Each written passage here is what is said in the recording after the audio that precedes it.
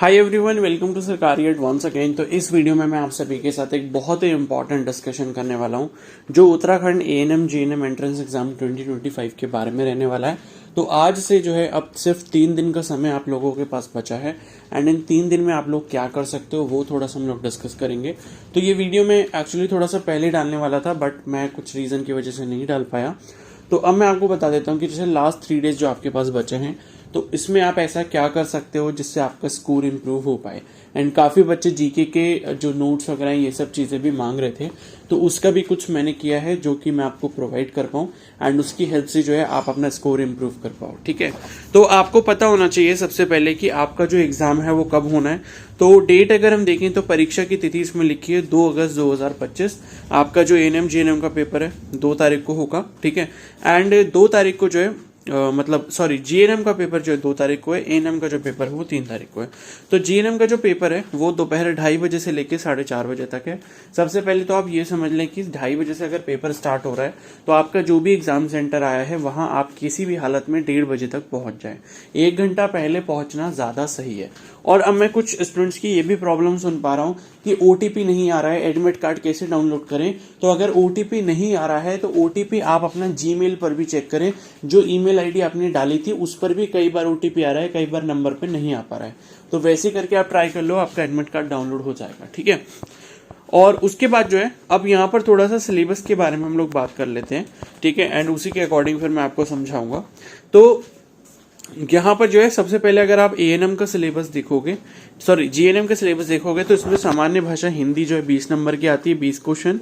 प्रारंभिक गणित ये 20 नंबर 20 क्वेश्चन है।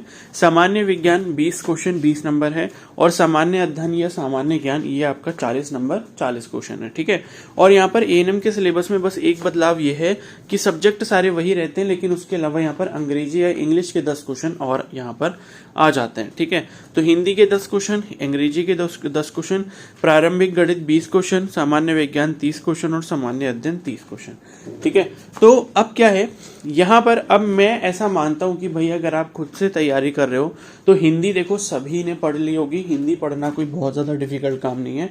हिंदी हर एक बच्चा पढ़ लेता है, चाहे वो इंग्लिश मीडियम से बिलोंग करता हो या फिर हिंदी मीडियम से करता हो।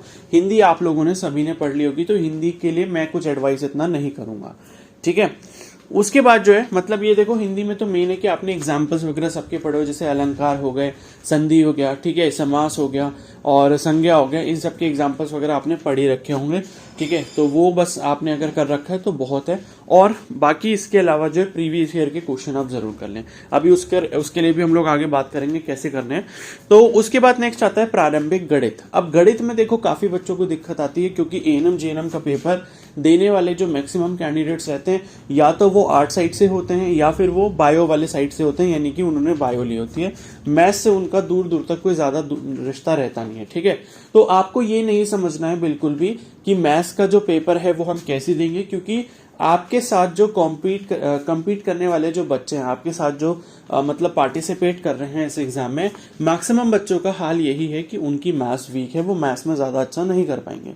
ठीक है, बट ये है कि थोड़ा बहुत आपको एफर्ट करना है क्योंकि काफी सारे क्वेश्चन काफी इजी आते हैं।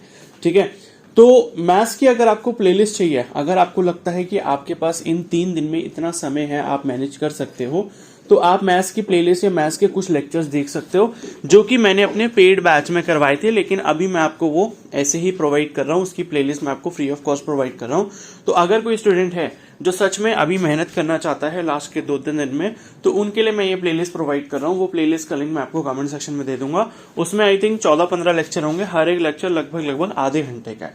अब उसमें करना क्या है, देखो ज्यादा नोट्स वगैरह बनाने की जरूरत नहीं है, जो जो इंपॉर्टेंट पॉइंट है बस आप वो लिख सकते हो उस लेक्चर में से। और आधे घंटे का अगर लेक्चर है तो आप उसको 2x पे करके देखना, यूट्यूब पे ही वो दिखेगा आपको लेक्चर जब आप उस प्लेलिस्ट पर क्लिक करोगे, क्योंकि वो प्लेलिस्ट मैंने प्राइवेट कर रखी है। तो वो सिर्फ लिंक से ही ओपन होगी। जब मैं आपको लिंक प्रोवाइड करूंगा कमेंट सेक्शन में तो उस पर क्लिक करके आपके सामने सारे लेक्चर्स आ जाएंगे।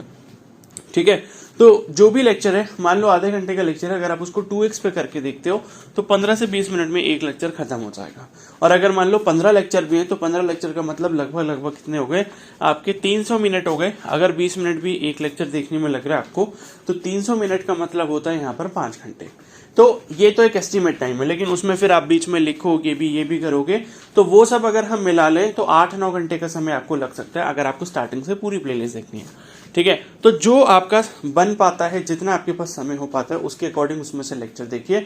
नहीं हो पाता तो जितने 4-5 स्टार्टिंग के लेक्चर भी देख सकते हो उतने भी देख लो, वो भी काफी है, उसमें से भी कुछ ना कुछ आ ही जाएगा। ठीक है, तो एक काम तो आपको ये कर लेना है, और मैंने आपको बता दिया कैसे करना है। अब देखो, करने को तो सब कुछ किया जा सकता है, क्योंकि एक दिन में आपके पास 12 घंटे का समय। थोड़ी नींद कम ले लो है लास्ट के 3 दिनों में। ठीक है, थोड़ा सा ज्यादा मेहनत कर लो, 7-8 घंटे, 9 घंटे, 10 घंटे पढ़ाई कर लो। और ये भी मैंने आपको पहले बता रखा है भाई, पढ़ना कैसे, 9 घंटे आप पढ़ाई कैसे कर सकते हो ब्रेक ले लेके। फिर से एक बार बता देता हूँ। देखो, मान लो कि आप 6 बजे सुबह उठ जाते हो, ठीक है, नींद पूरी अच्छे से लेनी है, रात को 10 बजे सो, सुबह 6 बजे उठो, पूरे 8 घंटे की नींद है। तो 6 बजे जब आप उठे सुबह, आपने आधे घंटे में अपना ब्रश किया, फ्रेश वगैरह हुए, चाय पी ली आपने, ठीक है, 1-2 बिस्किट खा लिए, इतना आप आधे घंटे में कर सकते हो। उसके बाद 6:30 बजे से लेके आपको 9:30 बजे तक पढ़ाई करनी है, 3 घंटे। ये 3 घंटे आपने पढ़ाई करी, और ये 3 घंटे समझो जब आप पढ़ाई करते हो तो सुबह के टाइम में आपका फोकस ज्यादा होता है, आप ज्यादा कंसंट्रेटेड होते हो, एंड इस वजह से जो सुबह की पढ़ाई होती है काफी ज्यादा अच्छी होती है। तो 6:30 से 9:30 आपने 3 घंटे पढ़ाई कर ली। उसके बाद 9:30 बजे के बाद जो है आप अपना ब्रेकफास्ट वगैरह करो, ठीक है, क्योंकि सुबह आप चाय वगैरह पी लो, उतना काफी है 3 घंटे के लिए। उसके बाद आप अपना हैवी ब्रेकफास्ट करो, ठीक है, एंड ब्रेकफास्ट वगैरह करके आप थोड़ी देर आराम कर सकते हो। मतलब ये 9:30 से 11 बजे तक, मतलब 1.5 घंटे का समय आपके पास है, जिसमें आप ब्रेकफास्ट करो और रेस्ट कर लो, थोड़ा सा चाहो तो लेट जाओ, सो जाओ, जो भी करना आपको कर सकते हो 11 बजे तक। उसके बाद 11 बजे से लेके जो है आप 1:30 बजे तक फिर से आप अपना पढ़ाई करो। ये आपका दूसरा स्लॉट है। तो 11 से 1:30 तक जब आप पढ़ाई करोगे तो 2.5 घंटे ये आपके पढ़ाई के हो गए, एंड 1:30 बजे फिर आप अपना जो भी लंच वगैरह आपको करना है वो कर लो, एंड लंच करके फिर आप सो जाओ। एंड सोना कब तक है आपको? लगभग 3:30 बजे तक। ठीक है, तो 11 से 2:30 बजे तक। तो सुबह के 3 घंटे और 2.5 घंटे, ये कितने हो गए? 5.5 घंटे अभी तक हो गए, आपने पढ़ाई कर ली। उसके बाद मैंने आपको बताया 1:30 बजे आपको लंच वगैरह करना है, एंड उसके बाद जो है फिर अपना सो जाना है, एंड फिर 3:30 बजे उठना है। ठीक है, तो 1:30 से 3:30 तक आपको पूरा 2 घंटे का समय मिला है, जिसमें आपको लंच भी करना है एंड सोना भी है। एंड उसके बाद जब आप 3:30 बजे उठते हो तो 3:30 से लेकर 5:30 तक आप 2 घंटे फिर से पढ़ाई करो, एंड 2 घंटे फिर से पढ़ाई करने के बाद जो है तो 2 घंटे ही हो गए, और 5.5 घंटे पहले हो गए थे, टोटल कितने हो गए? 7.5 घंटे। एंड 5 बजे फिर मतलब जब आपका ही हो जाता है, फिर आप अपना इवनिंग टी, स्नैक्स वगैरह ये सब चीजें ले सकते हो। एंड उसके बाद फिर 5 से 6:30 आपने थोड़ा सा वही रेस्ट करा, वॉक किया, छत पे घूम लिया, ठीक है, चाय पी ली, नाश्ता वगैरह कर लिया शाम को। तो 5 से 6:30 बजे आपने 1.5 घंटे में ये किया। उसके बाद जो है 5:30 से लेके 6:30 तक आपने ये किया, क्योंकि 3:30 से 5:30 बना था तीसरा स्लॉट।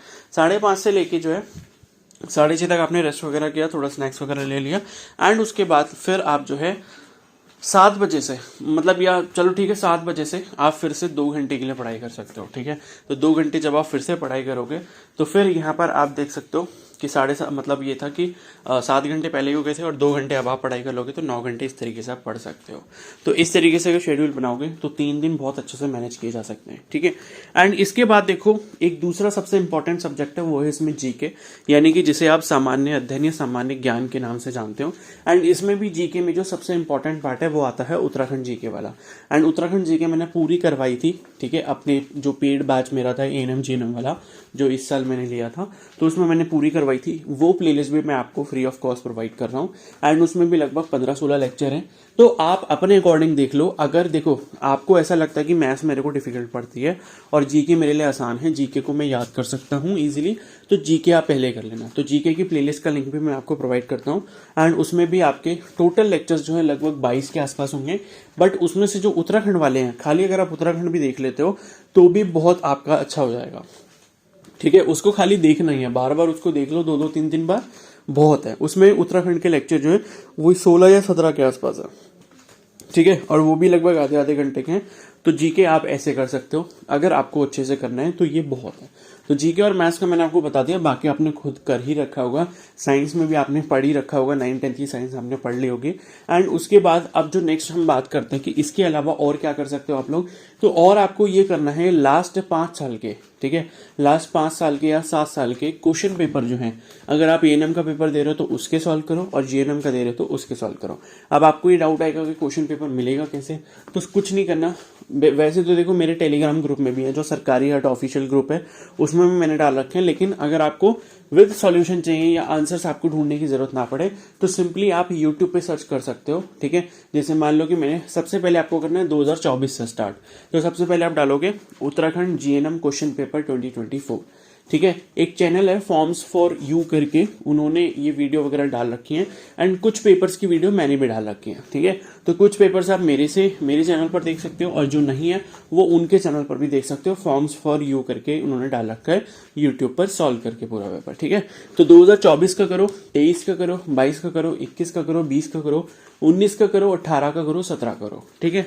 तो लगभग 17 तक के तो पेपर मैंने खुद देखे हैं, यूट्यूब पर पढ़े हैं। अगर आप पेपर ये भी कर लेते हो तो भी आपको बहुत अच्छा इंप्रूवमेंट हो जाएगा अभी लास्ट 3 डेज में आपके मार्क्स में।